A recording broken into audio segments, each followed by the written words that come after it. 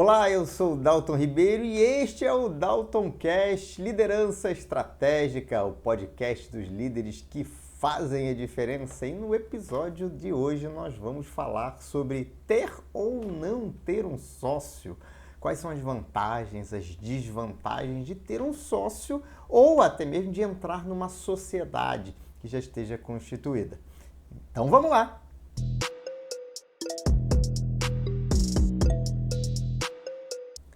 Bom, antes de tudo, vou fazer aqui um disclaimer. Tem gente que fala que sociedade, né, nos negócios é igual a casamento.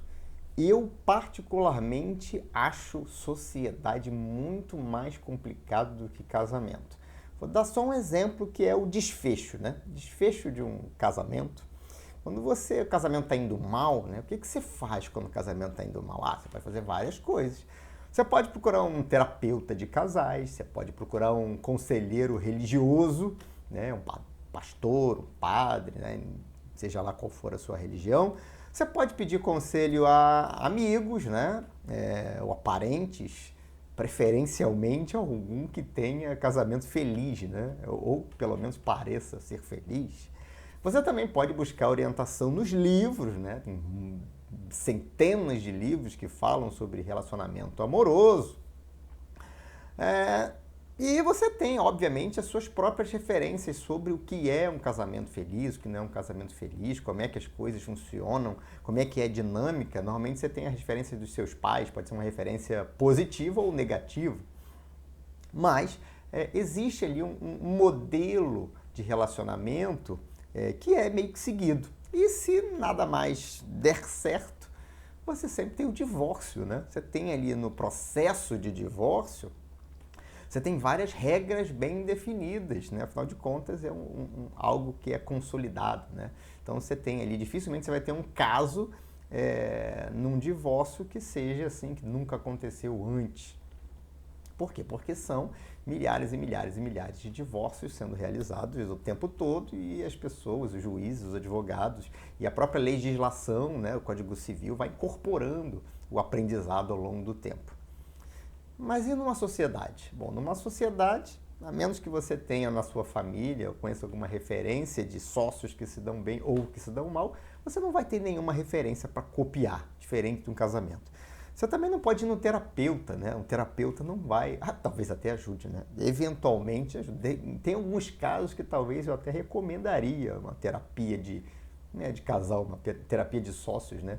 Eu acho que não tem muitos psicólogos especializados nessa área, então talvez você tenha alguma dificuldade de encontrar um profissional para te atender.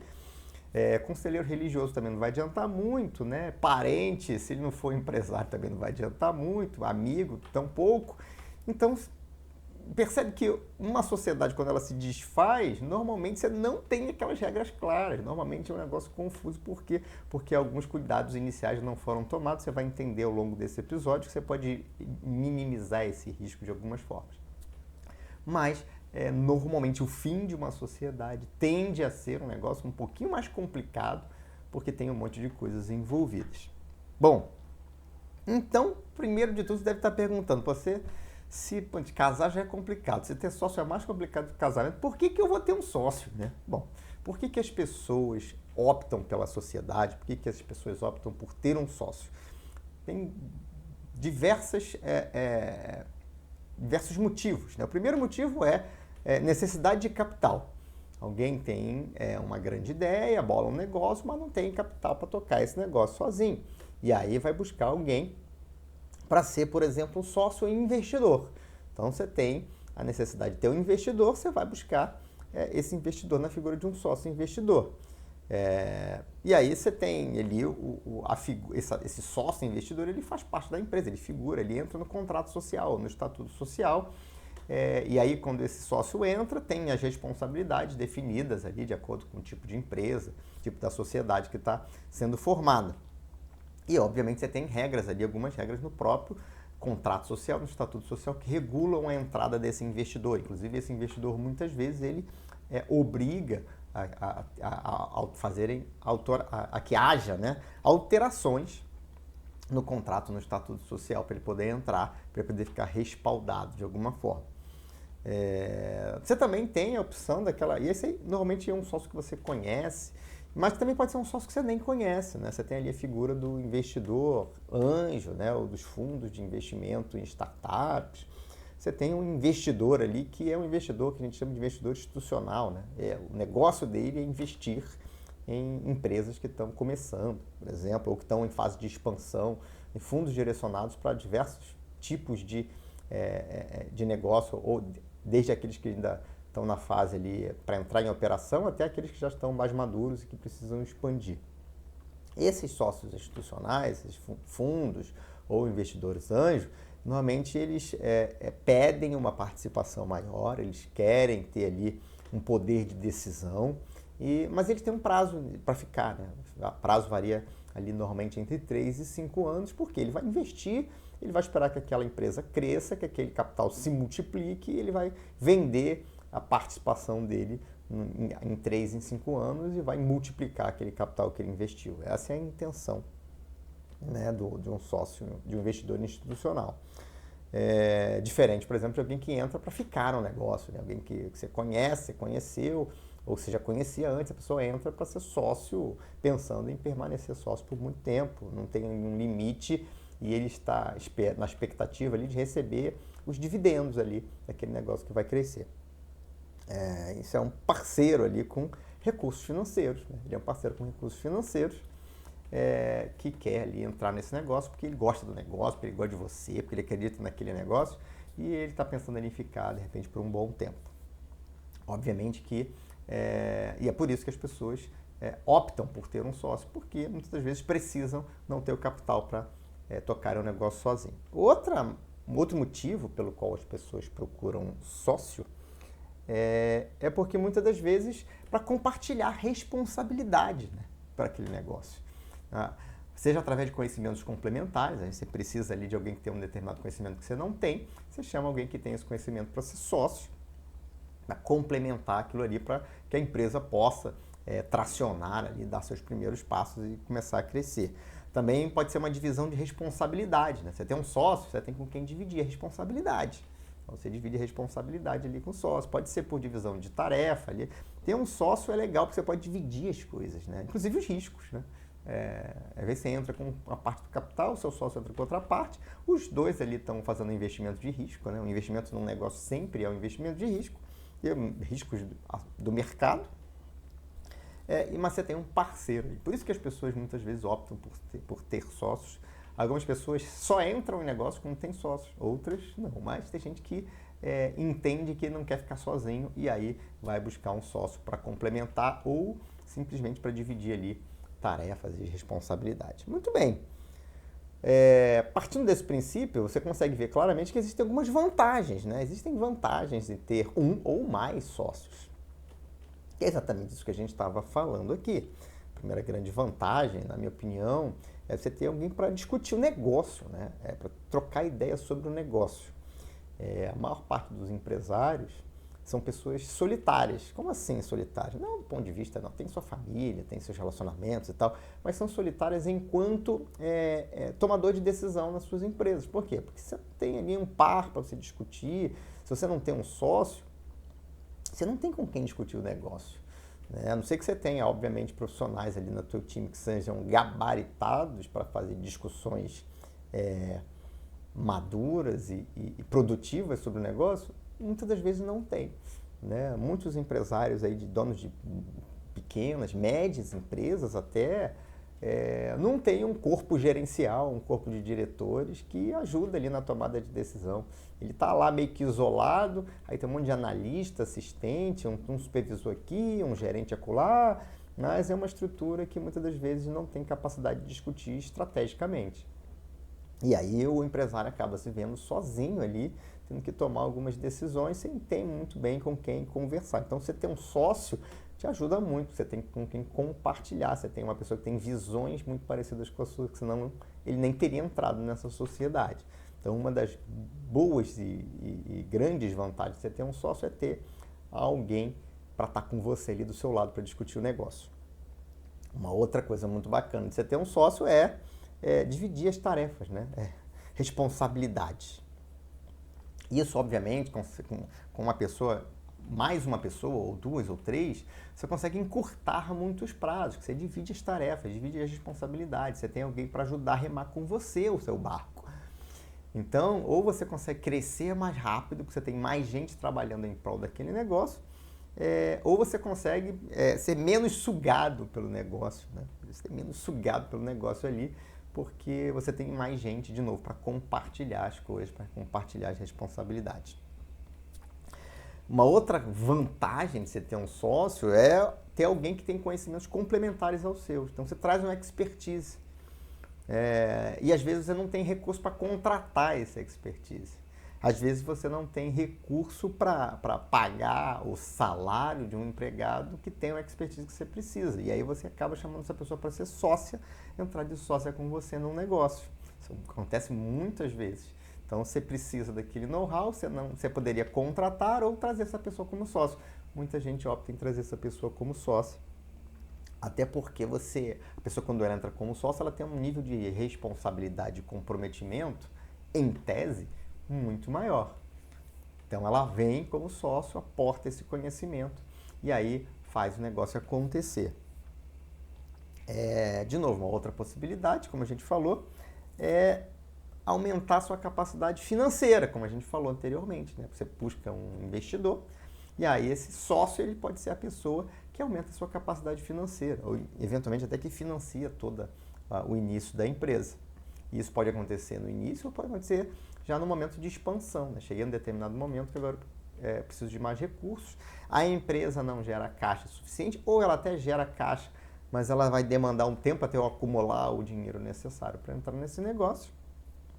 É melhor entrar, é melhor trazer um sócio que aporte o capital, que me ajude a expandir o meu negócio. Então, é uma outra vantagem de você trazer uma pessoa que vai entrar com dinheiro, que é um dinheiro, eu não vou, do ponto de vista financeiro, é um dinheiro de graça, né? Você não vai pagar juros, né? Quando a pessoa entra, ela vai comprar uma parte da empresa, esse dinheiro entra para você pega uma parte desse dinheiro e capitaliza a empresa, pega todo o dinheiro e capitaliza a empresa, é uma decisão de negócio estratégica, e esse dinheiro vai fazer aquele negócio acontecer. E aí ele não é de graça porque você teve que dar uma parte da empresa. Agora, você não tem a parte da empresa, na verdade, ele é uma promessa, né? Existe uma possibilidade. Nos juros, quando você contrata um empréstimo, você está contratando já um preço a pagar por aquele dinheiro. Você tem uma obrigação, você tem que dar garantias. Então, quando a pessoa entra como sócio trazendo essa capital, ela está comprando parte do seu risco e, obviamente, está na expectativa de comprar parte dos seus ganhos. Então, é uma forma de você conseguir esse capital. Lá na frente, né, quando a sua empresa se desenvolve, cresce, se torna uma grande empresa, aí você tem a possibilidade, inclusive, de fazer isso numa grande escala, né? Abrir, lançar, fazer um IPO, ir para o mercado e se capitalizar através da Bolsa de Valores. Então, o mercado já está no nível de sofisticação muito maior. Mas é uma possibilidade. As empresas fazem exatamente isso para conseguir capital, para poder expandir suas operações e continuar crescendo. Uma outra vantagem de você ter um sócio é que, se você escolher bem o seu sócio, você pode até fazer isso de propósito, né? Melhorar o seu acesso à cadeia de clientes, à cadeia de fornecedores. Você pode, por exemplo, se associar a alguém que te dá um caminho, ou que seja até, eventualmente, um cliente que vai garantir ali a compra dos seus produtos no início da operação. Então, você tem uma garantia de compra, né? Ou, no caso de fornecedores, uma garantia de fornecimento com uma condição diferenciada. Então, esse sócio que entra pode ser um sócio, pode ser uma empresa, né? Ou dono de uma empresa, que ele vai enxergar ali sinergias que podem acontecer a partir da entrada dele no negócio. Então, você pode melhorar seu acesso ali a essa cadeia de clientes ou de fornecedores. Um outro bom motivo para você ter um sócio. Uma outra questão bacana, uma outra vantagem, né, de você ter um sócio é quando você traz um sócio que tem uma credibilidade, ele vai dar um peso ali para a sua empresa. Imagina, então, você está numa empresa lá e vem um sócio, um grande fundo de investimento ou um grande empresário e aposta no seu negócio ali Nossa, ali você tem ali o aporte de alguém de peso, que acredita naquele negócio. Aquela pessoa, só o fato daquela pessoa estar presente ali pode significar que as pessoas passam a confiar muito mais no seu negócio. Você passa, inclusive, a ter linhas de crédito mais baratas, você passa a ter ali, usar a credibilidade daquela pessoa que veio, daquele sócio que veio, para alavancar o seu negócio. E você ainda pode utilizar da sociedade como uma forma de reter as pessoas-chave do seu negócio. Lembra? Você tem pessoas que são importantes para o seu negócio e você quer reconhecer a importância dessas pessoas ao mesmo tempo que aumenta o comprometimento e cria uma certa blindagem contra a saída daquela pessoa, você torna essa pessoa sócia. Um mecanismo que foi usado, por exemplo, um caso emblemático, eu lembro bem pelo Banco Garantia lá do Jorge Paulo Lema, do Beto Sicupira e do Marcel Telles, lá na década de 80, né? Quando eles começam a tornar as pessoas, os grandes analistas ali, os grandes analistas que tomavam as decisões de investimento, sócios do banco. Então, você dá uma pequena participação ali, você dá, no caso deles, eles vendiam, né? Você vende uma participação, ou você dá uma participação na empresa, pequenininha ali, 1%, 2%, 3%, 4%, para aqueles 2, 3, 4 empregados-chave ali, e você garante que aquela galera não sai mais, né? Porque agora eles ganham uma parte do lucro, eles querem trabalhar mais para aumentar o que eles ganham também. Eles são sócios do negócio, estão no jogo de uma maneira muito diferente daquele que é só um empregado, né? Que pode receber uma proposta amanhã e resolver ir embora da sua empresa. O cara é sócio, o cara tem uma outra visão. Obviamente que aí você traz ele para participar das decisões estratégicas. Aí ele tornou sócio, é sócio. Então o empregado sócio ele é outro patamar, não é mais, deixa inclusive de ser empregado, ele vai receber, prolabore, com base no que vocês negociarem, quando você fizer essa oferta da sociedade para ele. Mas é uma forma também, um mecanismo para você reter aquelas pessoas que são pessoas-chave na sua companhia. E que você não quer perder, porque a perda dessas pessoas implicaria ali numa perda de produtividade, ou de qualidade, ou de rentabilidade do seu negócio. Claro que ninguém é insubstituível, mas às vezes você vai demorar ali, e às vezes você gosta da pessoa, vocês se dão bem, trabalham bem, você não quer que aquela pessoa vá embora, né, por causa de 200, 500 reais, R$1.000, você não quero que essa pessoa fique. E aí você dá para ela a oportunidade, oferece pela oportunidade de se tornar sócia da empresa. Também é uma forma gigantesca de reconhecimento. Muitas empresas fazem isso, empresas de auditoria, empresas de consultoria grandes, fazem isso porque sabem que o know-how está na cabeça das pessoas, o conhecimento está na cabeça das pessoas. Para você garantir que você não perde, você dá esse passo e muda a forma de se relacionar com esse empregado, passa a tratá-lo como sócio. Agora, é claro que nem tudo são flores, né? Quando você tem sócio, uma coisa que você principalmente se você está acostumado a você tomar todas as decisões da sua empresa, quando você tem um sócio, a coisa muda de figura, né? Independente da participação, porque é claro que um sócio minoritário, um sócio que tenha, sei lá, 5, 10, 15, 20, 30%, você tem 60%, 70%, 80% da empresa, se você desenhou direitinho o seu contrato social, o seu estatuto, vamos falar um pouquinho sobre isso lá na frente, aquela pessoa não tem muito poder de decisão. Quem tem mais ações tende, regra geral, quem tem mais ações da empresa toma a decisão. Ou as pessoas que em conjunto detêm a maior parte da empresa, elas tomam a decisão sobre a empresa. Mas agora você tem mesmo aquele minoritário tem os seus direitos, de novo, dependendo ali do tamanho, do formato da empresa, da estrutura social da empresa, os minoritários também têm direitos, inclusive alguns deles previstos em lei, né? Então, é importante você entender essa dinâmica. E mesmo que não seja, né? Mesmo que ele seja minoritário, ele pode estar muito problema. Você vai entender mais na frente do que eu estou falando. E aí a primeira coisa que você tem que imaginar, e que pode dar um problema, é que você pode ter um desalinhamento de crenças, de valores, de propósitos. E essa eu diria que talvez seja a pior delas. Já começa logo com a pior, né? Começa logo com a pior. Porque se a pessoa acredita em coisas diferentes do que você acredita, valoriza coisas diferentes, tem um propósito diferente, às vezes o negócio não vai andar. Ela quer fazer um negócio que você acredita que não é um negócio do jeito certo. E aí você discorda veementemente. Quando a pessoa bate de frente com valores e com crenças, isso tem de ser uma briga que não chega num consenso. Porque é difícil a gente abrir mão daquilo que a gente acredita. É difícil a gente abrir mão dos nossos valores mais caros. Então, quando tem um desalinhamento de crenças e valores, a gente está falando de um problemão numa sociedade. Ali é digno de terapia, né? Não tem terapia, porque você vai ter que mudar uma crença, ou o sócio vai ter que mudar uma crença para poder chegar num consenso. E aí, uma outra, quando isso acontece, você não tem uma possibilidade de consenso, você vai ter desgaste, você vai ter falta de vontade de permanecer na sociedade, se você é minoritário, às vezes, até se você é um majoritário, esse cara, trouxe esse cara agora, as coisas que ele faz, as coisas que ele pensa, as coisas que ele acredita, pô, eu perdi até a vontade de continuar nesse negócio. Acho que eu vou vender tudo para ele logo, porque aí eu não quero mais discutir. Porque cansa, né? Esse desgaste ali no dia a dia da empresa cansa muito. Cansa mais do que no casamento. Lembra que eu falei da comparação? Porque você passa mais tempo da empresa do que em casa. Então a tendência é que seja muito pior. Esse tipo de desalinhamento vai gerar um estresse muito grande. E obviamente isso acaba repassando para a cultura da empresa, né?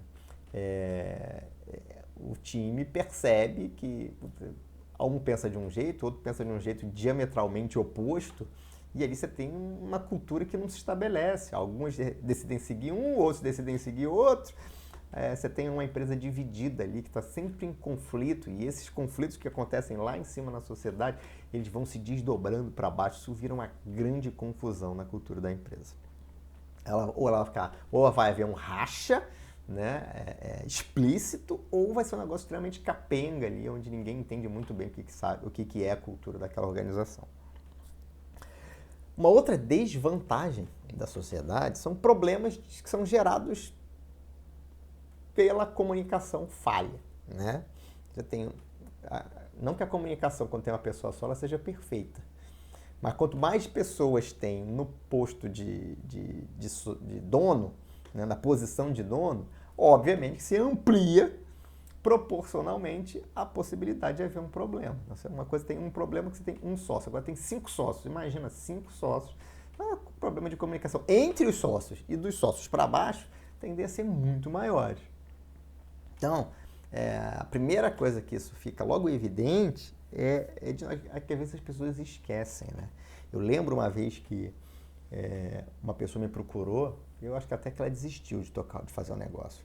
Já tem muitos anos isso, ela me procurou, não, a gente estava querendo uma ajuda, um mentor, porque a gente vai começar um negócio, eu e uns amigos meus da faculdade, nós somos engenheiros civis, e a gente vai abrir um negócio aqui, a gente resolveu comprar uma franquia.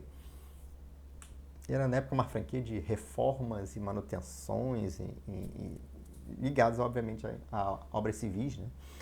Era uma franquia e tal, a gente resolveu entrar e comprar essa franquia e tal, e a gente queria contratar um mentor. Eu falei, interessante e tal.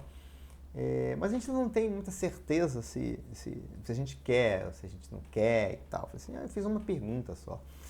Eu falei, como é que está a divisão de papéis e responsabilidade dentro dessa empresa que vocês querem abrir? Como assim? Não, todo mundo é dono. Resposta clássica, né? Não, legal, todo mundo é dono. Estou falando de responsabilidade. Por exemplo, vamos começar um negócio novo. Quem é o comercial? Quem é o cara que vai ser responsável por liderar as iniciativas de venda? É claro que os outros podem participar. Alguém vai ter que estar liderando, né? Cachorro com 2, 3 donos morre de fome. Quem é o líder da área comercial? Não sei. Não, a gente nem pensou nisso. Rapaz, acho que não tem ninguém com esse perfil. Eu falei, então talvez vocês tenham que rever essa decisão de entrar nessa franquia ou, eventualmente, contratar alguém para ser o comercial. Ou um dos sócios vai ter que incorporar esse papel, aprender, se desenvolver, e vai ter que ser rápido, né? Vocês vão entrar num negócio, vão fazer um investimento, e o negócio tem que acontecer. Nesse momento, eu acho que, a gente vai conversar aqui entre nós e qualquer coisa depois a gente liga, porque realmente a gente não tinha pensado muito nesses negócios, não. E nunca mais me ligou. Eu não sei se eles resolveram, se resolveram e entraram no negócio, ou se eles resolveram desistir daquele negócio. Então, é importante ter esse alinhamento. O que é que cada um vai fazer? Qual é a responsabilidade de cada um? Cada um tem direitos, deveres, isso tem que estar bem definido, né? O que pode, o que não pode, qual é a expectativa, senão já começa um negócio enrolado. E aí a tendência é acabar mal. Um negócio que começa mal, às vezes acaba mal. Principalmente se não tiver ninguém ali para intervir, para entender aquela situação e ajudar os sócios a resolver esses problemas. E um desdobramento disso, né, desse problema de comunicação, é a confusão na gestão das pessoas. Né? Imagina, se você não tem as responsabilidades definidas, João pede para fazer do jeito A, Zezinho pede para fazer do jeito B, a mesma pessoa olha e fala assim, mas eu falo o que o João falou ou o que o Zezinho falou?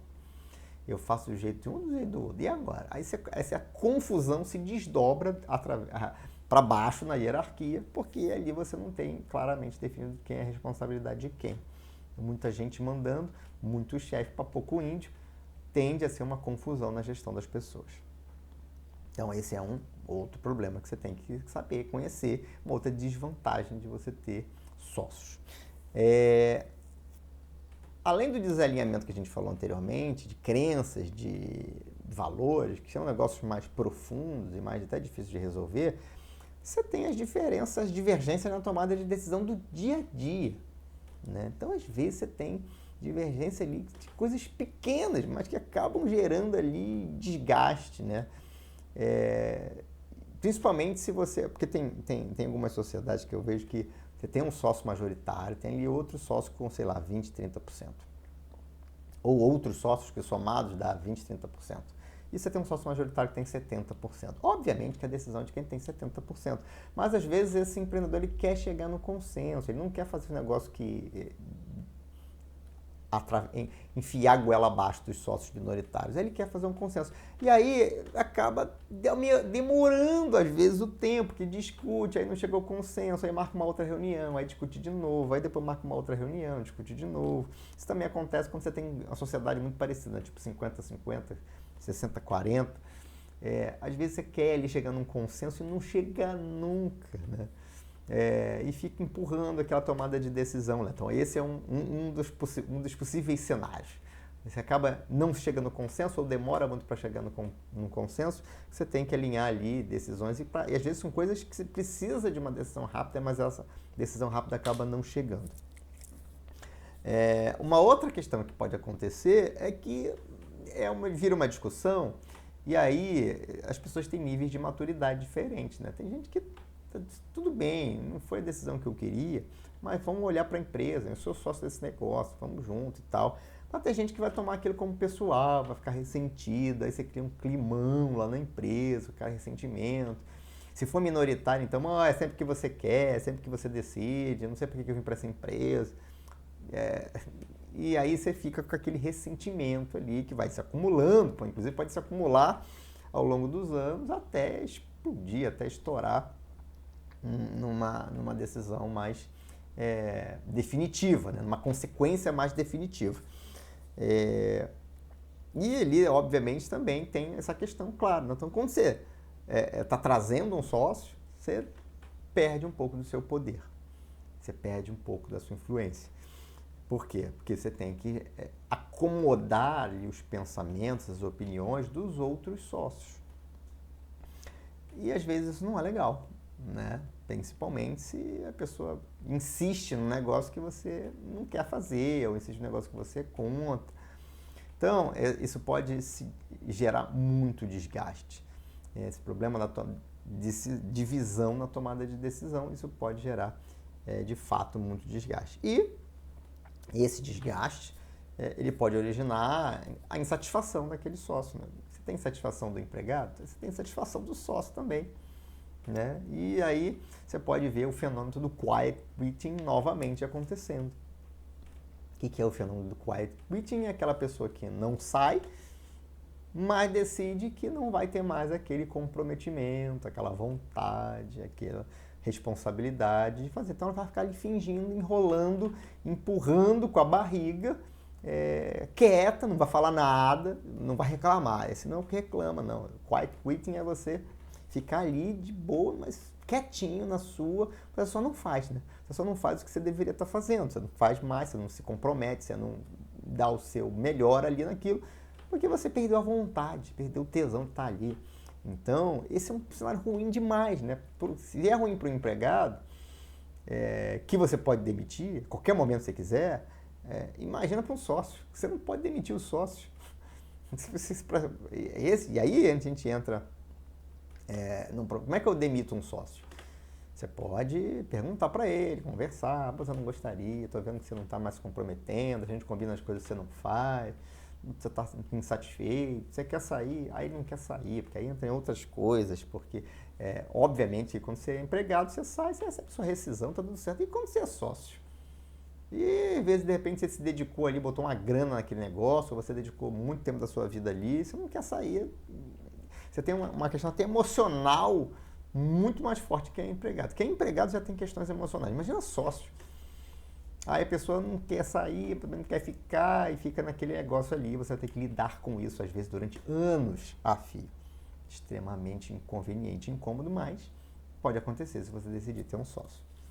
Pô, Dalton, tá falando um monte de coisa, tô até desistindo. Não, é importante você ter conhecimento para tomar decisão. Acho que conhecimento é a palavra-chave para qualquer tomada de decisão assertiva, né? Que tem a maior probabilidade de sucesso. Então, estou te dando conhecimento para você avalia, pensa. Já te dei várias vantagens. Agora estou trazendo as desvantagens. Se você nem lembra das vantagens, volta e ouve de novo.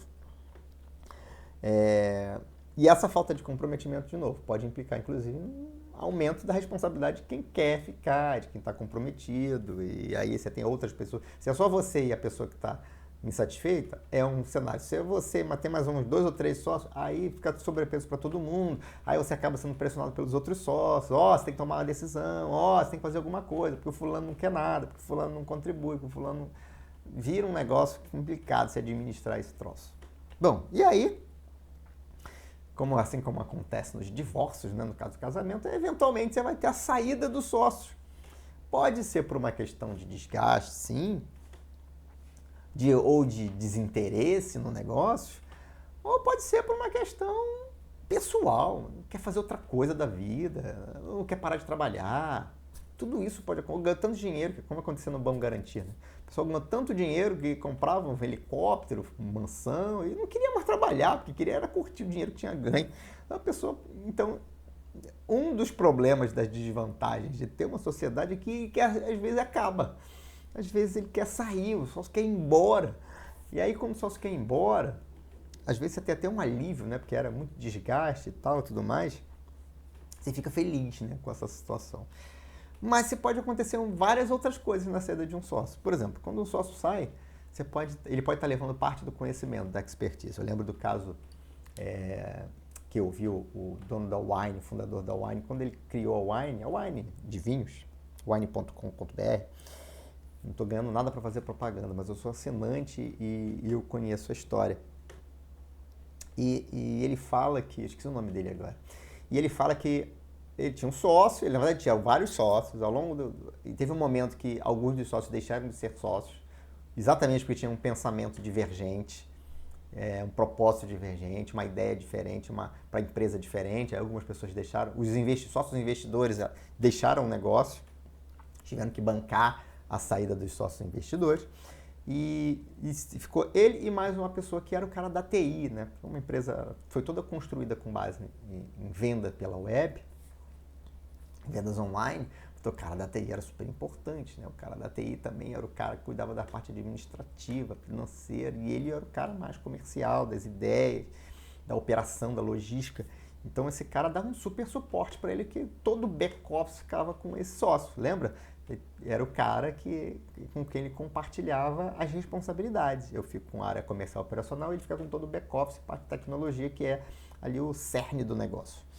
Muito bem, em determinado momento, sei lá, não lembro mais quanto tempo depois, a empresa já era grande, já era o maior clube de assinaturas de vinho do mundo, ainda é, se não me engano, e o sócio decidiu que queria fazer outra coisa da vida, queria se mudar para o exterior, se não me engano, se dedicar a outras coisas, não queria mais estar no dia a dia da empresa e queria deixar de ser sócio. Foi um baque gigante, ele contando, foi um baque gigante para ele, porque ele ia perder aquele parceiro ali, aquele cara que ajudou a construir tudo com ele, mas também um baque gigante porque ele ia perder o expertise, o know-how do cara, e ia ficar tudo na mão dele, imagina, né? Ia ficar tudo na mão dele, e ele passou maus bocados ali, digerindo a notícia de que o sócio estava indo embora. Então, isso pode acontecer, o sócio sai, e aí quem fica tem que abraçar todas aquelas responsabilidades que eram daquele sócio que saiu. E aprender, eventualmente, e absorver conhecimento e criar formas de estruturas de pessoal para comportar a saída daquela pessoa, conselheiros, consultores, tem que ir lidar com aquilo. Cada caso é um caso, não tem uma solução única, mas quando sai, você vai ter que lidar com a perda, né? Com a perda daquele conhecimento. Se era um sócio que tinha muita credibilidade, você ainda vai ter que encarar a questão da perda dessa credibilidade, porque as pessoas vão ficar especulando, né? Rapaz, o fulano era sócio e ele saiu, acho que esse negócio não vai para frente, não. E aí você pode levantar dúvida, dificuldade de conseguir prazo, conseguir crédito. As pessoas podem passar a achar que agora a empresa não vai mais ser o que era antes. Então você pode ter a perda da credibilidade. Eu lembro, muita gente questionou o que seria da Apple depois que o Steve Jobs morreu, né? A primeira coisa que questionou é, e agora? Como é que vai ser? Porque ele era a alma da empresa. E a Apple foi muito bem, obrigado, porque o que foi construído lá já não era mais de uma pessoa só. Ele já tinha difundido aqueles ideais dele, aquela cultura dele. Mas, eventualmente, a saída de um sócio muda ali a dinâmica, seja do ponto de vista externo, né, o que as pessoas vão olhar, vão ver quando olham para a empresa, e até interno, né? Aquelas pessoas ali que eram daquela estrutura ficam órfãos naquele momento. Uma outra coisa que acontece na saída do sócio são discussões sobre as questões financeiras. E aí? O sócio vai sair, ele tem que vender a participação dele para ele sair. Como é que o sócio sai de uma empresa? Ele vende a parte dele. Ele vende a participação dele. Vende por quanto? Aí começa, né? Vende por quanto? Quanto é que vale? E aí você começa a discussão. Uma coisa é quanto vale, né? Você consegue fazer algumas estimativas para chegar no valor de uma empresa. Fluxo de caixa descontado, valor do patrimônio líquido, depende da situação da empresa, do cenário que ela esteja vivenciando naquele momento. Mas para sair, tem que ter uma definição de preço e de quanto é que ele vai vender. E vai vender para quem?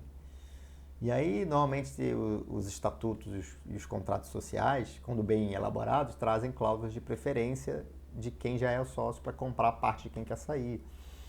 E, então, tem uma discussão ali de valor, né? Caro, justo, barato, tem uma discussão de preço que é envolvida na saída. Mais uma coisa para discutir, que não tem nada a ver com tocar um negócio no dia a dia, mas que acaba entrando na pauta e às vezes ocupando um espaço grande na cabeça do empresário ali. Tem que se preocupar com isso, tem que resolver aquele negócio. E se não houver, obviamente, uma concordância, vai ter briga, né? Vai ter briga, vai ter desgaste, vai ter ressentimento. Então, essas questões financeiras normalmente são de grande impacto na saída. Até porque pode eventualmente, inclusive, significar descapitalização dos sócios, né? Imagina, ele vai vender, aí tem que vender, obrigatoriamente tem que vender para alguém, ou prioritariamente para alguém que já está. Essa pessoa vai ter que pagar, né? Vai ter que pagar a parte daquele sócio que está saindo. E às vezes a empresa usa até, fecha um exercício, pega aquele lucro, e acaba distribuindo o lucro mais do que seria o normal, né? Em vez de distribuir, 25% do lucro e deixar os 75% na empresa, ou o contrário, vamos distribuir todo o lucro que for possível, né? E ela depende do tipo de empresa, pode ter uma regulamentação que especifique que haja um máximo de distribuição de lucro. E aí, em vez de distribuir só 25%, tem que distribuir, 75%, porque tem que capitalizar todos os sócios, porque eles têm que comprar a parte de quem está indo embora. E aí, no final das contas, a empresa que ficou descapitalizada. Então você pode ter descapitalização dos sócios e eventualmente até da empresa. Se os sócios não tiverem dinheiro para bancar essa saída e tiverem que tirar o dinheiro da empresa para poder sustentar essa saída. Então isso também pode acontecer e vai acontecer se você tiver a venda para alguém. E se for para alguém de fora? Aí entra um outro complicador, né? Porque aí vai entrar um sócio que tem que ser aprovado pelos outros. Normalmente é isso que reza, né? De novo, se não tiver regra nenhuma, ele pode vender para qualquer pessoa. Se não tiver regra nenhuma que regule para quem ele pode vender, e se tem um processo de aprovação ou não, ele pode vender para uma pessoa que não tem, vai bater de frente com todo mundo e vai ser um pé no saco, ou não entende nada, não vai ajudar em nada, vai ficar dando... Imagina, né? Você tinha um sócio que você escolheu e agora você tem um sócio que você não escolheu. Isso pode ser um problema para você, para todos os outros sócios. Então, olha só, a saída de outro sócio pode gerar um monte de problema. E ninguém pensa na saída, né? Quando começa a sociedade. Por isso, fica ligado que eu vou dar algumas dicas para reduzir esse risco, minimizar, mitigar esse risco. Mas a descapitalização vai acontecer. E nessa ainda tem um outro cenário, que é um cenário meio macabro, mas que é da vida, né? A morte faz parte da vida. E se um sócio pode vir a falecer, né? E aí? E aí você pode ter um filho que vai assumir o controle, ou a esposa, ou o marido que vai assumir o controle, é um herdeiro natural e tal. Mas você também pode ter briga entre filhos, inventário, porque afinal de contas a participação da empresa é um ativo. Entra no inventário. E aí? E aí como é que fica a empresa nesse imbróglio todo, enquanto não tem uma definição, tem, não tem, às vezes precisa do voto daquela pessoa para aprovar alguma coisa, tem que ter decisão unânime, ou aquele herdeiro não concorda com aquele rumo mais, porque agora não tem, o alinhamento que existia agora não tem mais. Então, e pode acontecer, né? Então você pode ter uma troca de sócios que foi independente da vontade deste sócio ou de todos os outros sócios. Morreu automaticamente. Isso vai passar para alguém. E de novo, aí você pode, essa pessoa pode vender para os outros, aí você volta para o caso da saída e da venda da participação. Mas tudo isso são coisas que podem acontecer. São algumas coisas que podem acontecer, ou talvez são as coisas mais comuns que eu vejo como mentor de empresários acontecer no mercado, não só com meus clientes, mas com empresários que a gente conhece, casos que a gente acompanha no noticiário. Então, isso tudo acontece, tá? Então, se você está pensando em ter um sócio, saiba que você tem que se preocupar com tudo isso. Tem várias coisas que são desvantajosas. Muito bem. Aí a pergunta que eu ouço normalmente dos empresários que eu mentoro é legal, tem vantagens e desvantagens. Aí você faz um processo de tomada de decisão. Você lista as vantagens de um lado, lista as desvantagens do outro, e aí vem aquela pergunta que eu faço sempre. Existe alguma forma de você juntar as vantagens, de você ter as vantagens e eliminar as desvantagens, ou diminuir, ou ter alguma das vantagens, diminuir desvantagens? Sempre tem, né? Sempre tem, né? A grande maioria das vezes tem. Não é só preto ou branco, não é só ter ou não ter. Você pode escolher ter ou escolher não ter e ainda assim ter os benefícios que você teria se você tivesse, por exemplo. Bom, e é isso que nós vamos falar agora aqui. Então, bom, primeiro de tudo, se você quer um sócio para discutir o negócio, para ser seu parceiro, seu companheiro, você quer discutir, você quer trazer alguém para te ajudar a decidir os rumos do seu negócio, não precisa ser um sócio, né? Você pode contratar um consultor e um mentor, que inclusive vai te ajudar de uma forma muito mais isenta, porque não vai ter um envolvimento emocional. Uma coisa é eu fazer uma análise, eu estando dentro do negócio. Eu já vi muitos casos assim, a pessoa gosta tanto do negócio que ela tem uma ideia mirabolante, que tem poucas chances de sucesso para quem está fazendo uma análise fria e calculista, mas a pessoa se apegou na ideia, se apaixonou pela ideia e ela tem certeza que vai dar certo. Eu lembrei agora falando que eu já tive uma cena dessa que inclusive nem era sócio, eram diretores. Se apegou numa ideia, ele era tão apaixonado por aquilo que ele não via que o negócio não tinha a menor chance de dar certo. Mas graças a Deus tinha outros diretores, outros gerentes, todo mundo viu. E não foi para frente a ideia. Agora, se ele fosse um sócio, talvez ele tivesse conseguido convencer pela paixão dele pela ideia até os outros sócios. Então, se você quer ter uma análise, você pode contratar alguém para te ajudar a tomar a traçar os rumos, né? Para pensar a estratégia da sua empresa. Inclusive, é uma das coisas que eu faço com os meus clientes. Aliás, é uma das coisas que os meus clientes mais me procuram exatamente para ajudar a definir a estratégia do negócio. Então, você pode contratar alguém para fazer isso. Você não precisa tornar essa pessoa sócia, né? Apesar de já ter sido convidado algumas vezes para me tornar sócio, aí, eventualmente eu até aceito. Mas a pessoa não precisa ser sócia para te ajudar a tomar decisões estratégicas. Então, você pode contratar alguém para te ajudar, um mentor ou um bom consultor. Se é para trazer conhecimento para o seu negócio, de novo, você também pode contratar, né? Mesmo que seja na fase inicial, você pode viabilizar um modelo de contratação onde você consegue remunerar de acordo com o resultado, por exemplo. Então, você, em vez de contratar, contratar um programador, você contrata, em vez de contratar, por R$5.000, você contrata ele por 1.000 mais 2% das vendas que forem feitas daquele programa durante 12 meses, Então, você pode criar uma forma de contratação que seja vantajosa para a pessoa e que não signifique tornar a pessoa sócia do negócio. Então, você pode fazer isso e contratar pessoas experientes. Né? Pode contratar. Ou como colaborador até, né? Pode contratar como colaborador. Preciso de alguém aqui que tenha um conhecimento nessa área. Contrata um gerente disso, então, porque aí a pessoa vai trazer o know-how e você não precisa tornar a pessoa sócia por isso. Então, você pode trazer conhecimento. Preciso aprender. Contrata um mentor. Né? Então, não deixa de ser um prestador de serviço. Contrata um mentor para te ensinar aquilo, para te mostrar como fazer aquilo. Você não precisa necessariamente trazer um sócio, porque ele tem um conhecimento. Isso pode ser custo para você, uma despesa para você, e não você abrir mão de parte do seu negócio. Dalton, mas eu preciso, não é de conhecimento, eu preciso de grana mesmo. Eu preciso de grana, cara, preciso de algum investidor para... Beleza, pode ser, mas não esqueça que você também pode capitalizar a sua empresa utilizando outras formas. Que outras formas? Bom, você pode recorrer a empréstimos, a financiamentos. Normalmente, financiamentos têm juros mais baixos que empréstimos, né? Você tem garantias, né? No caso, maior garantia. E, obviamente, você tem uma análise diferente quando você está falando de financiamento.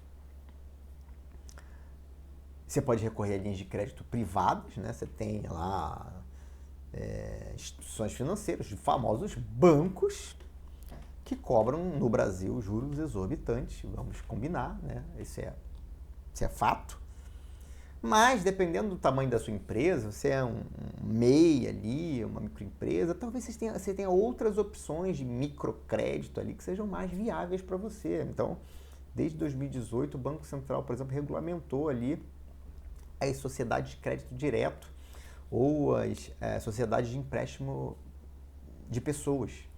Ou seja, você pode ter alguém investindo na sua empresa. Então, essa pessoa você tem algumas empresas, algumas que chamam fintechs, onde você cadastra a sua empresa para receber empréstimo e as pessoas, você define ali uma taxa de remuneração sobre aquele empréstimo, menor do que a taxa que você conseguiria no banco, ou até igual a do banco, mas você não consegue no banco crédito, você paga. Você até pagaria os juros que o banco te cobra, mas o banco não te dá assim mesmo. Mas você pode definir uma taxa que você vai pagar ali por aquele empréstimo e essa plataforma permite que pessoas físicas, você, seus amigos, pessoas que você conhece, entrem lá e invistam no seu negócio. É como a pessoa faz para comprar ação na bolsa, só que diferente, ela não está comprando uma ação, ela está fazendo um empréstimo direto para você. Ela está emprestando dinheiro para você. Através de uma fintech dessas. Então, você pode obter recursos e aí você paga esses credores aí mensalmente ou da forma como você definiu no contrato. É um contrato de empréstimo entre pessoas. Então, avalie se você tem condição de ter acesso a esse tipo de coisa e, eventualmente, você pode ter um aporte direto e alguém que não se torna sócio. Também pode. Também está regulamentado. Não, isso não é agiotagem, não vai pegar dinheiro emprestado. Estou falando de agiotagem, não estou falando de negócio legal regulamentado pelo Banco Central. Era algo que eu não conhecia até pouquíssimo tempo atrás, mas como era uma demanda de um dos meus mentorados, eu fui buscar, fui estudar, aprofundei, entendi para trazer. E agora estou compartilhando essa informação que eu aprendi com você que está me ouvindo aqui. Então existe, dependendo, procura saber, dá um Google lá, procura lá SCD, Sociedade de Crédito Direto, ou Sociedade de Empréstimos entre Pessoas, SEP, procura lá porque tem essa alternativa. No caso de uma pessoa que vai investir, ela tem que criar uma empresa, que é uma SCD, e através dessa empresa ela faz o investimento na sua empresa, o empréstimo na sua empresa, te concede um empréstimo e vocês negociam um contrato normal, contrato comercial de empréstimo. Vocês negociam as condições lá. Então a pessoa pode pegar o dinheiro dela, ela cria uma empresa e aporta, empresta dinheiro. Então não precisa mais ser um banco para emprestar dinheiro para uma pequena empresa. Tem lá um monte de regras que você tem que obedecer, a pessoa tem que ser da mesma cidade e tudo mais, mas é uma forma de você regulamentar, regularizar, fazer de forma super legal aquela transação que você eventualmente não sabia que você podia fazer. Muito bem. Além disso, você tem linhas de crédito privado, vocês têm linhas de crédito públicas também, né? Obviamente, tem os bancos públicos, né? Caixa Econômica, Banco do Brasil, tem os bancos de desenvolvimento, tem os bancos de desenvolvimento dos estados, tem uma série de bancos de desenvolvimento que às vezes têm recursos próprios, às vezes administram recursos do BNDES, por exemplo, né? Você tem o próprio BNDES, que você tem linhas de crédito que são normalmente melhores e mais atrativas do que a dos bancos comerciais privados. Então você tem créditos ali especiais para situações específicas, linha de crédito para imóvel, linha de crédito para equipamento, máquina, linha de crédito para financiamento da produção, sei lá, agrícola. Então você tem um monte de linhas de crédito ali, infraestrutura, tem várias linhas de crédito que são em condições bastante interessantes, algumas com prazos super longos e juros bem menores, algumas inclusive com carência, né? Você começa a pagar, você paga só os juros e aí você começa a pagar a amortização só depois de 1 ano, 2 anos. Então você tem ali linhas de crédito diferenciadas e que você poderia acessar. Obviamente você tem que ter ali, passar por uma série de critérios de avaliação do seu projeto, do seu equipamento, da sua empresa. Eventualmente você vai precisar de uma garantia, às vezes você tem um imóvel, ou já tem uma fábrica, já tem que você pode dar em garantia, mas você consegue ter acesso a esse tipo de empréstimo. E você ainda tem alguns incentivos ali, algumas linhas de projetos especiais em instituições do governo, como o INEP, por exemplo, que às vezes abrem linhas de financiamento específicas para projetos, para segmentos, para tipo de produto ou de serviço que vai ser prestado. Então, também vantajoso, também, e às vezes até através de participação, tipo como se fosse um fundo mesmo de investimento. Então, você tem acesso ali a algumas linhas que você pode utilizar. Não necessariamente você precisa se prender a essa questão de trazer um sócio para aportar o dinheiro. Claro que você tem vantagem quando você traz um sócio, vou falar sobre isso já já. E uma coisa importante, né? Quando a gente está falando de pegar de dinheiro, né? De pegar dinheiro dos outros, de emprestar dinheiro, de pegar dinheiro emprestado, na verdade, o melhor dos mundos é você planejar tudo com antecedência, ser muito criterioso, fazer uma análise de viabilidade daquela tua ideia, daquele seu projeto, colocar no papel. Tem muita gente que faz essas coisas meio que sem pensar, né? Por impulso, de novo, porque está apaixonado pela ideia. Mas você tem que, quando você está falando de dinheiro, você tem que botar o pé no chão e você tem que fazer análise. Tem que fazer análise financeira. Tem que entender quais são os riscos, tem que fazer uma análise de sensibilidade. Aquele projeto que parece ser maravilhoso pode ser um tiro no pé, pode demorar para ter um retorno e você vai estar com aquela dívida ali para pagar, corroendo o seu caixa, tirando dinheiro de um negócio que estava indo bem para financiar um negócio que não necessita. Também conheço um empresário que não fez conta, que tomou decisão acreditando no que outras pessoas falavam, nem eram sócios, e tomaram dívidas gigantescas. E o negócio mudou, o mercado mudou e aquelas dívidas se tornaram impagáveis, ele acabou perdendo muita parte daquilo e ficando numa situação de quase quebrar.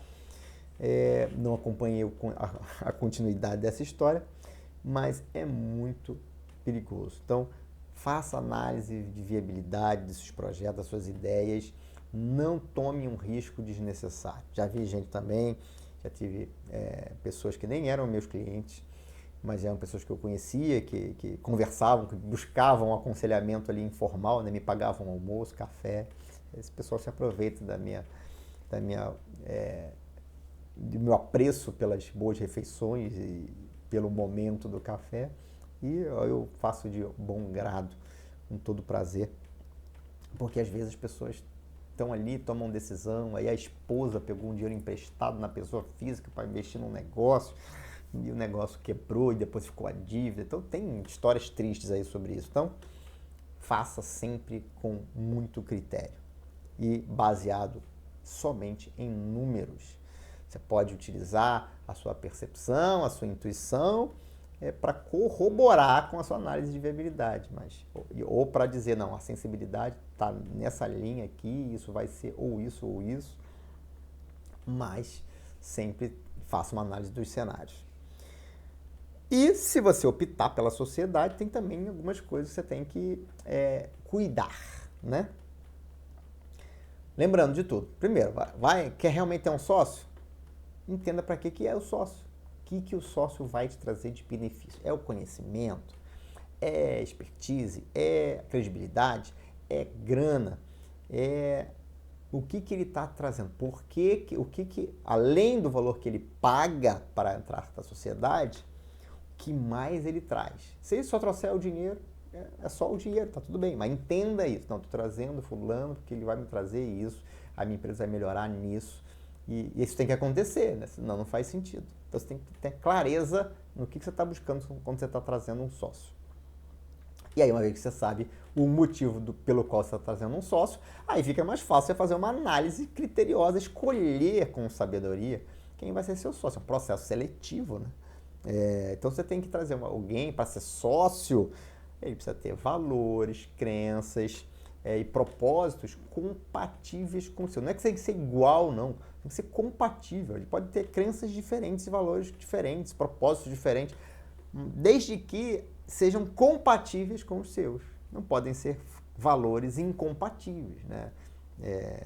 Por exemplo, não pode ser alguém que, se você acredita em crescimento, em melhoria contínua, não pode ser alguém que acredite em estagnação, estabilidade e segurança. Então, tem que avaliar se os valores são compatíveis. Para quê? Para que você evite logo ali na frente ter um desgaste, por exemplo, pela definição de cresce ou não cresce a empresa. Isso é possível? É possível. Tem gente que não gosta de tomar risco, já acha que tomou risco demais entrando na sociedade, não quer aumentar e você quer continuar crescendo, a pessoa não quer, e causa um rompimento ali. E obviamente, se você estiver escolhendo, também escolha, avalie pela capacidade, né? Se é conhecimento que você quer, então avaliar se a pessoa tem capacidade para trazer esse conhecimento, para compartilhar esse conhecimento. Às vezes traz, quer ficar só para ele o conhecimento, né?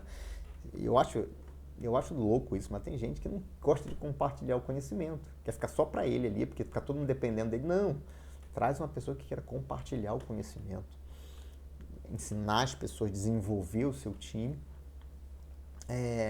e aí para você ter certeza de que vai trazer realmente um grande benefício trazer essa pessoa. Muito bem, ponto fez, escolheu bem o seu sócio. Segundo ponto, terceiro ponto, né? Sabe por que você está trazendo um sócio, escolha bem o seu sócio. Terceiro ponto, está trazendo um sócio, tem que definir claramente papéis e responsabilidades de cada um. Então, eu vou tomar conta do lado A, você vai tomar conta do lado B. Eu vou tomar conta dessas áreas, você vai tomar conta das outras áreas. Então, você é muito bom nisso, você vai tocar isso aqui. E eu vou te cobrar pelo resultado, assim como você vai me cobrar pela produtividade. Então, tem que definir, tem que ter clareza nisso logo na largada. Aliás, antes de assinar a papelada. Antes de assinar a papelada, você tem que ter claramente definido que responsabilidade de quem. E aí, falando em assinar a papelada, isso inclusive pode compor a papelada. Você pode estar inclusive definido no acordo que você faz. Então você tem que construir um contrato social, ou um acordo de acionistas, ou um estatuto, dependendo aí de que tipo é a empresa, em que estágio ela está. Você tem que documentar isso. Então o contrato social da empresa, ou o estatuto da empresa, é a constituição da empresa, né? Então ali está escrito todas as regras. Então todos os pontos importantes da sociedade têm que estar naquele documento, que é um documento oficial, registrado na junta comercial, validade jurídica. Aquilo ali é a certidão de nascimento da sua empresa. Ou de casamento, ou a certidão de casamento da sua empresa, trazendo um sócio. Ali tem que ter lá as regras de deliberação, quem aprova o que, precisa de consenso, não precisa, quantos por cento da participação dos votantes precisa ter, as alçadas de aprovação, o que um sócio pode comprar sozinho, tomando decisão sozinho, o que ele tem que tomar, até quando, a partir de onde ele precisa de assinatura de todos os sócios para fazer uma compra. Isso tem que estar definido, isso é regra, isso tem que estar definido no documento principal da empresa. Porque se alguém descumpre, você tem inclusive a forma de tirar aquela pessoa por descumprimento daquela cláusula. Então é um contrato social, é um documento importantíssimo. Tem as pessoas fazem de qualquer jeito. Pede para o contador lá um modelo, o contador faz e a gente assina. Nossa, se o contador ele tem um advogado trabalhando com ele, tá legal. Se você não tem um advogado para defender os teus interesses ali, é para você contratar a assessoria de um advogado. Né? Muita coisa, eu sei porque eu trabalhei com advogados de alto calibre ali, advogados excelentes, eu aprendi muito com eles. E essas coisas sobre contratos e estatutos, eu participei de algumas discussões de contrato, como eu fui diretor estatutário.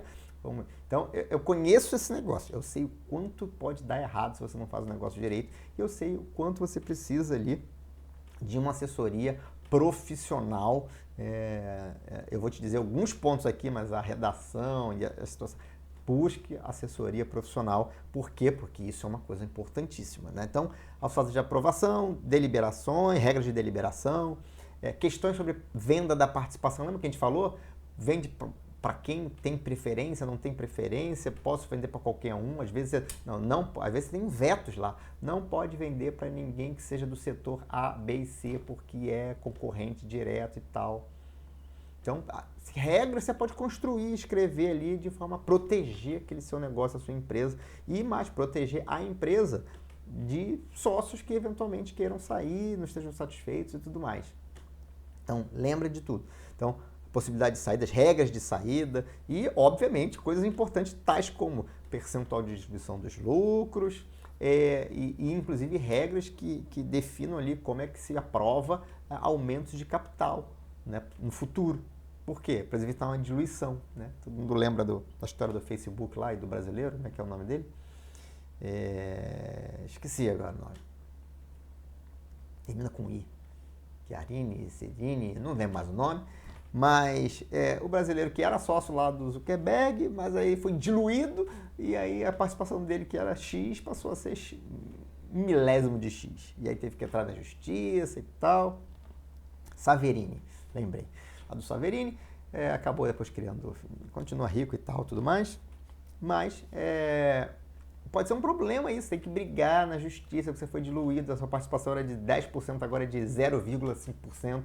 Porque teve aumento de capital e você não participou, ou você nem ficou sabendo, difícil não ficar sabendo, né? Mas teve aumento de capital, você assinou, não viu e tal, entrou fulano, ciclano, beltrano, quando você viu, você achava que tinha 30%, 40% da empresa, agora você tem 1, 2, 0,5% da empresa. Então, isso tudo tem que estar definido no contrato social, no estatuto social. Então, construa um documento muito bem elaborado, validado, você vai circular, todo mundo vai ler, vai assinar, para quem seja um negócio famoso, combinado, nunca é caro. E lembre-se sempre, o empreendedorismo tem um risco inerente do negócio, né? Ser empreendedor é correr risco. Se você não quer correr risco, é melhor você arrumar um emprego público, né? Fazer um concurso, né? Porque até sendo empregado em empresa privada, você tem o risco de ser demitido. Seguro mesmo é ser funcionário público e andar na linha, né? Para não ser exonerado, para não ser, sei lá. O empreendedorismo é uma atividade de risco. Risco do mercado, risco do negócio, risco da má administração, risco de alguém passar a perna em você e você não perceber, porque não tem controle, porque não tem gestão. Tudo isso é risco. Então lembre-se que é risco. Sabendo que é um risco e sabendo que as coisas têm que ser claras, você tem que saber o seguinte: empreendedorismo, primeiro, quanto é que vale a empresa? É coisa que às vezes as pessoas esquecem. Vou vender uma participação da minha empresa. Quanto? Vou vender 30% por 1 milhão. Isso é caro ou é barato? 30% por 1 milhão é caro ou é barato? Pode ser caro, pode ser barato. Depende de quanto vale a empresa. Se a empresa vale 10 milhões, 30% por 1 milhão é muito barato, né? Afinal de contas, 30% de 10 milhões são 3 milhões. Então, você está comprando uma coisa de 3 milhões por 1 milhão. Uma compra super legal, né? Para quem está comprando, péssimo para quem está vendendo. Então, você tem que entender se você está vendendo por um valor que faz sentido, que é compatível com o valor, se a participação é compatível com o valor da empresa. Esteja você comprando ou vendendo. A gente que, uma vez uma mentorada minha, eu fui convidada para entrar de sócia num negócio. Um negócio tal, legal, bacana e tal, tudo mais.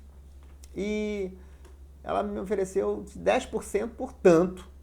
E eu falei, tá bom, 10% por tanto, como é que você sabe que esse dinheiro vai ter retorno para você? Como assim? Você estava empolgado porque ia ser sócia, né? Eu falei, não, faz uma conta básica. Quanto é que é o lucro dessa empresa por mês? É X. Bom, então você vai ganhar 10% de X. Então você vai investir esse montante para receber 10% de X. Em quanto tempo você vai ter retorno sobre o capital que você está investindo? Ela, 20 anos. Eu falei, pois é. Você está botando um dinheiro hoje que só vai retornar em 20 anos. Obviamente considerando ali a taxa de juros, né, e desconto no tempo. É o melhor lugar para você botar o seu dinheiro só para você dizer que você é sócio? Talvez não. Talvez seja um investimento ruim você entrar de sócio nessa empresa. Então a pessoa tem que entender, tem que conhecer os números, né? Tem que fazer conta para você entrar numa sociedade ou para você vender parte da sua empresa. Tem que conhecer muito bem os números. E aí uma coisa importante, né? A gente só consegue fazer essa conta se a gente tiver transparência sobre os números, né? Sempre tem risco de esqueletos no armário, né? Não se esqueça disso. Às vezes, lojas americanas, né?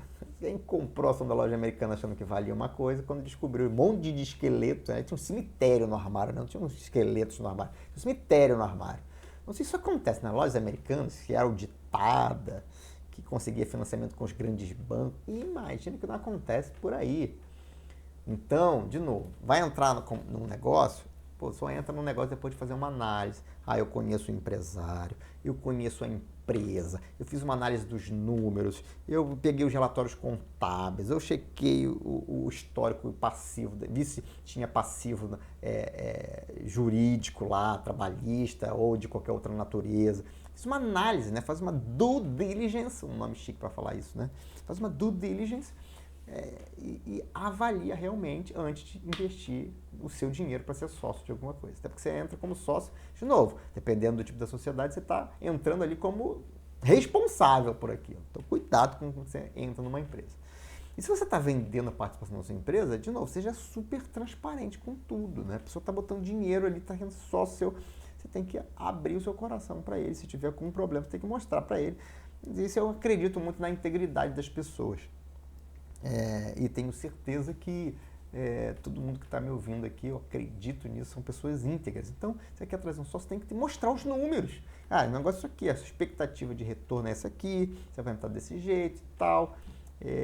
E aí, seja muito claro, o cara vai ser sócio, ele vai receber uma participação dos lucros. Né? Então, você não pode prometer, você quer assim, vamos dar o nosso melhor agora juntos para chegarmos numa distribuição de lucros que faça todo sentido para você, que vai ser meu sócio. Então, agora, de boa fé, acreditando que esse dinheiro vai valer a pena. Então, eu já fiz isso, não numa empresa que já existia, mas em startup. Entrei para ser consultor do projeto, fui convidado para me tornar sócio. Troquei a minha remuneração de consultor por uma participação De novo, conhecendo os números, olhando a análise do projeto, olhando o valuation do projeto. E, obviamente, tem um risco? Tem um risco. Quanto era uma startup, né? Antes do nascimento tem mais risco ainda do que depois do nascimento. Mas eu resolvi comprar o risco, eu paguei pelo risco e entrei de sócio minoritário num negócio que fez sentido para mim. Continua fazendo negócio sócio. Então, tem que ser transparente nas coisas e tem que olhar os números.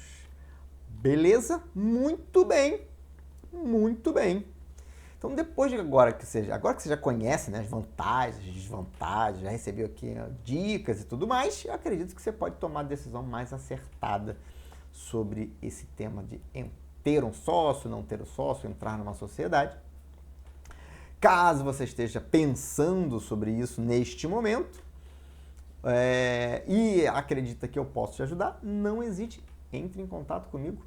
E vai ser um prazer te ajudar você a construir, a elaborar, a definir e a estruturar todo esse negócio. E lembre-se que você não está sozinho. Se você estava procurando um sócio para poder discutir estratégia, para poder te trazer conhecimento que você não tem, principalmente sobre estratégia, sobre liderança, sobre gestão de pessoas, sobre gestão empresarial, sabe que pode contar comigo como mentor. Vai ser um prazer te ajudar a sua empresa a crescer de forma sustentável. Você sabe que você pode entrar em contato comigo através do e-mail contato@daltonribeiro.com.br. Pode entrar lá no meu Instagram, DaltonRibeiroBR, ou no Facebook também, DaltonRibeiroBR.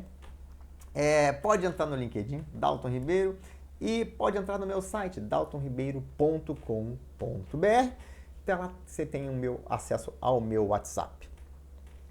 Se você curtiu esse episódio, não esqueça de avaliar, de seguir o DaltonCast para ser notificado sempre que eu publicar um novo episódio.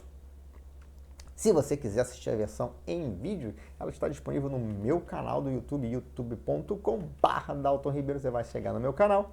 Este foi mais um episódio do DaltonCast Liderança Estratégica, o podcast dos líderes que fazem a diferença. Muito obrigado pela sua audiência, um grande abraço e até o próximo episódio.